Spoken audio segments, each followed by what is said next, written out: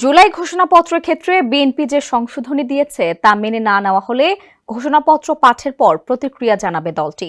জাতীয় ঐকমত্য কমিশনের সংস্কার কমিশনের 19টি মৌলিক বিষয়ে আলোচনা হয়েছে। 19টির মধ্যে 7টিতে নোট অব ডিসেন্ট দিয়েছে বিএনপি, আর 12টিতে একমত হয়েছে। জুলাই ঘোষণাপত্র প্রসঙ্গে বিএনপির জ্যেষ্ঠ নেতা স্থায়ী কমিটির সদস্য সালাউদ্দিন আহমেদ বলেন, জুলাই ঘোষণাপত্রের ঐতিহাসিক ও রাজনৈতিক মূল্য আছে। ঘোষণাপত্রের যে প্রস্তাব দেওয়া হয়েছিল তা ফেব্রুয়ারিতেই জবাব দিয়েছে বিএনপি।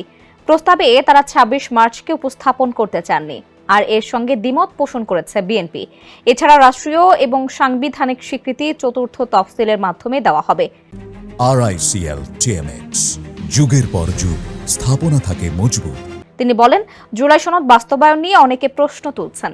বিএনপি নাকি সহযোগিতা করছে না, নিশ্চয়তা না পেলে সনদে সই করবেন না বলছেন।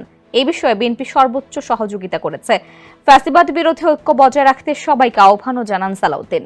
বিএনপি যে কোনো সময়ে জুলাই সনদে স্বাক্ষর করতে প্রস্তুত রয়েছে বলে জানান দলটির জ্যেষ্ঠ নেতা সালাউদ্দিন আহমেদ।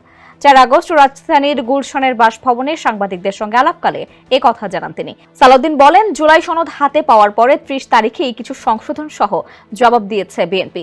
সনদ বাস্তবায়নে বিএনপি সর্বোচ্চ সহযোগিতা করেছে বলেও জানান তিনি।